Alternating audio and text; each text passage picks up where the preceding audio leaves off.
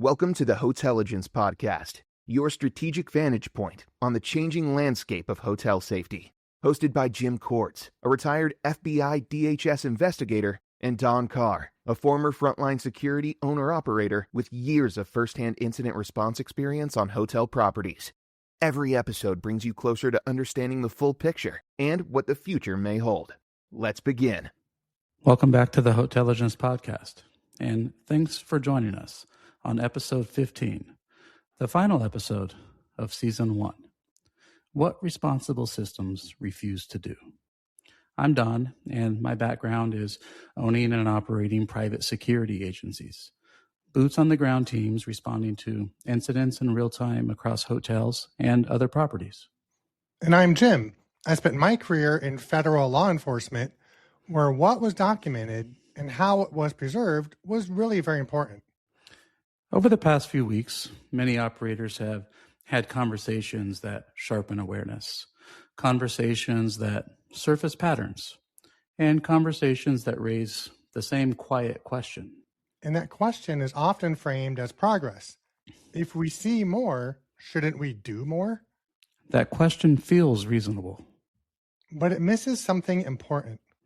Responsible systems aren't defined only by what they enable. They're defined by what they deliberately refuse to do. Capability is not the same as responsibility. In complex environments, capability expands faster than responsibility. Technology can surface more information. Processes can move faster. Awareness can increase. But the ability to see something doesn't automatically create an obligation to act on it. And that distinction matters. Because collapsing capability into responsibility is how systems overreach. So why more is a dangerous default? After conferences, training, or heightened attention, there's often pressure to add. Add more alerts, more escalation, more response pathways. But more is not neutral. Every addition changes expectations. And expectations quietly become duties. Responsible systems resist that drift. So refusal is often misunderstood as inaction. In reality, refusal is one of the most intentional design choices a system can make. Right, because it draws boundaries. It clarifies roles. And it protects people from being pushed into decisions they're not positioned to make. A system that refuses to escalate automatically is not indifferent. It's disciplined. And responsible systems say no. Responsible systems refuse to label people. They refuse to turn weak signals into conclusions. They refuse to promise outcomes they can't control. They refuse to convert awareness into instruction by default. And they refuse to force speed where structure is required. So why do these refusals matter? Well, without refusal, systems accumulate obligation. And accumulated obligation creates exposure. Right. Legal exposure, operational exposure, human exposure. Refusal prevents that buildup. It allows information to exist without demanding action. And it preserves responsibility at the right layer. So let's talk about after the conversations end. After weeks like the one many operators just experienced, it's natural to feel momentum. Momentum can be useful, but momentum without boundaries is pressure. Responsible systems absorb momentum without being pulled off balance. They slow it down. They contain it. And they decide deliberately what not to carry forward. The quiet test of maturity. System maturity isn't measured by how much it can do. It's measured by how well it knows its limits.